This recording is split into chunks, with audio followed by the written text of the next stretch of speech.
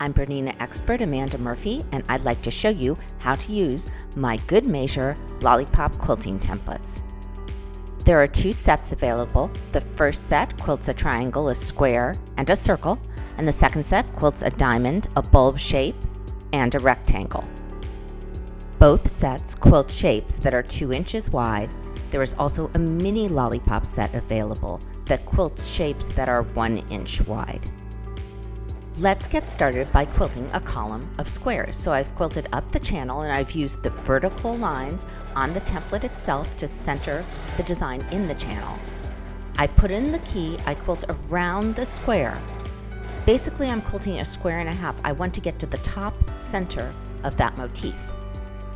Then I move up the channel of the template. Now, how far I move up the template really depends upon how far I want the motifs to be spaced apart. I put in the key again, and then I quilt around the square, returning to the top center of the motif. I move up the template, and this time I've chosen to use that white line that runs horizontally across the template for alignment. You really can use any of the lines that you'd like. You don't have to use one specific line. The key is if you want it to be consistent, you need to always use the same line. And now I'm going to quilt to the edge of my border. Let's change to the triangle template.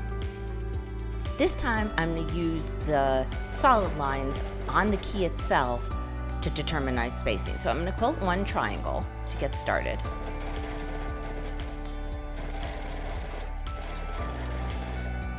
And return to the center of the motif. And then I'm going to move up my template. And I'm using the vertical lines on the template to make sure I'm square to the edge of my quilting area.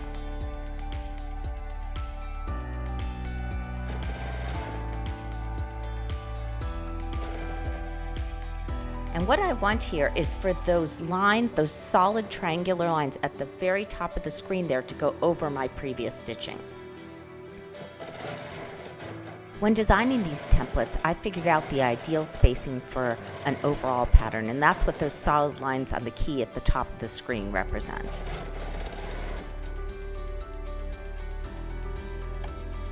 Those are the lines I'm looking at. Now you might want the spacing to be a little closer together if you're not doing an overall pattern, if you're doing just a channel of quilting. I've started quilting 2.5 inches over from my first line of motifs. And you'll notice the edge of my template lies right along the previous line of stitching. And I'm quilting another triangle here. Now I'm going to continue moving up until those white lines on the template itself lie over my previous triangle. So the triangle is kind of special because there's a right side down and right side up way to quilt it. I have lines for both having a change in direction in terms of which way the triangle faces and for keeping it pointed in the same way the whole time. So you really have several options here. I'll quilt up the channel again and again. I want those white lines to line up over my previous triangle. One of the things I love about the larger size lollipops is they fill up quilting space so quickly. This is a great way to do a quilt. And if I was doing an entire quilt top, I'd probably start with my central line of quilting down the middle of the quilt and quilt out both directions, changing the direction of quilting every time I stitch. I'd quilt 2.5 inches across, and then I'd start another line of quilting. Now here I'm changing to a circle, just so you can see. I have to clear the channel and then put in the key. And then I quilt a circle. Really a circle and a half. Then I move the template. I quilt down the channel again. And I'm looking at those solid lines on the key itself and putting them right over my previous stitching, and I know to stop. Again, you don't have to stop there. That's just a suggestion if you're doing an overall pattern. You could make your circles 1 inch apart, 2 inches apart, whatever you would like. You could make random spacing. That also could look good. I tried to give you as many markings as possible to make your quilting easy and enjoyable. Once again, I'm using that solid line on the key.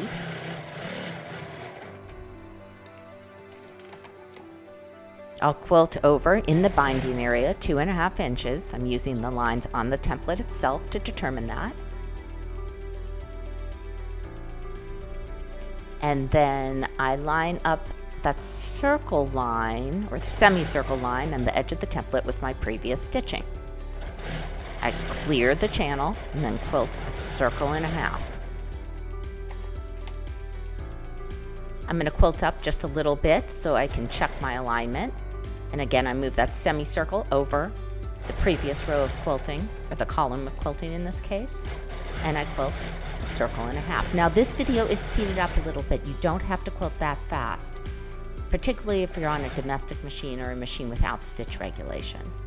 Once again, I'm checking my placement and I'm going all the way to the end of the quilting, and that is how you quilt columns of shapes. Now so far I've used set 1 for all of the examples. Let's switch to set 2. Set 2 are the templates that have a rectangular aspect ratio.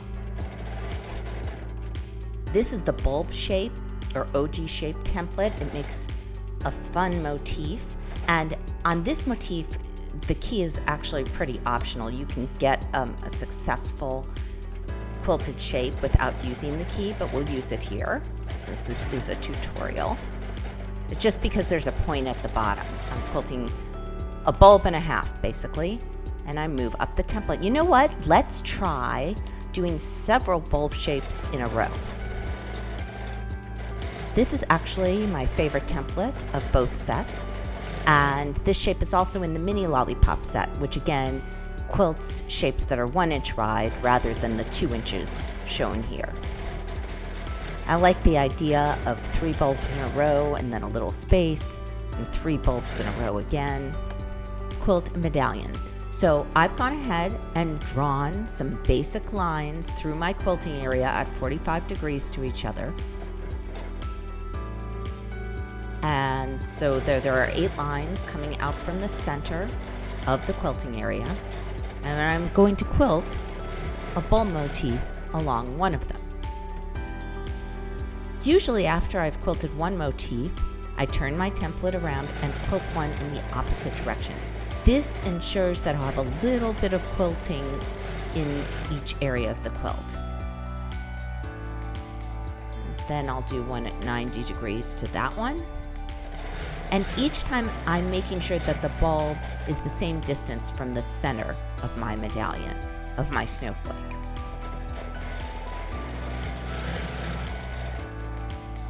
And let's do one more, going in the opposite direction.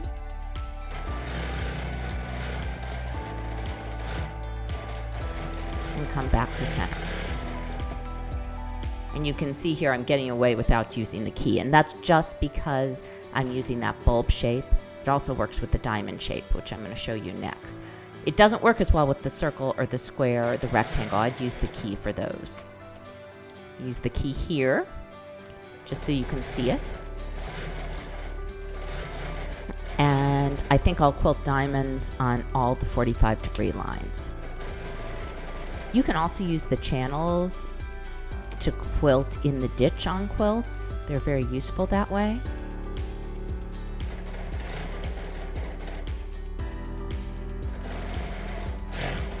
There's so many variations you could do. Now, if I was quilting a large block, I might choose to do 2 or 3 motifs on each spoke. A lot of times, I just fill this quilting space as I go.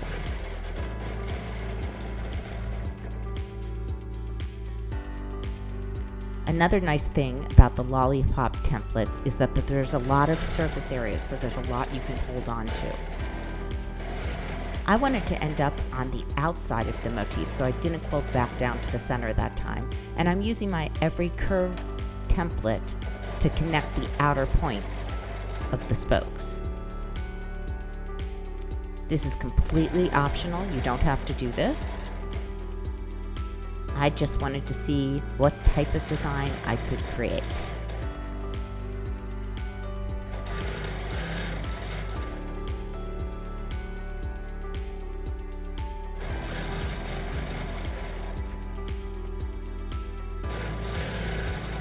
Notice I'm even using my palms to move the template with the fabric itself.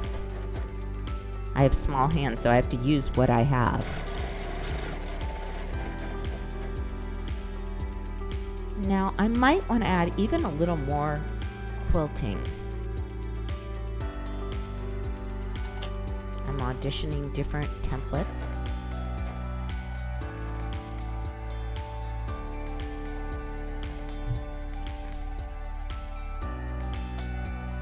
And I'm going to restart my thread further toward the center. And I'm going to use the inside of my circle template to get a tight curve. The circle templates are sold separately in a set of 5, and I just wanted to add a little more quilting to the center of my medallion design, just for a little more interest. Clip my threads. This is going to give me a sort of petal shape in the middle of my medallion, like a flower. There are so many things you can do with medallions. There are really infinite variations. Okay, I'll do a few stitches just to lock my threads. And that's what I end up with, a beautiful medallion. There are so many different designs you can achieve with the Lollipop templates. The sky's the limit, really. These are just some ideas. I hope you've enjoyed learning how to use my Good Measure Lollipop quilting templates.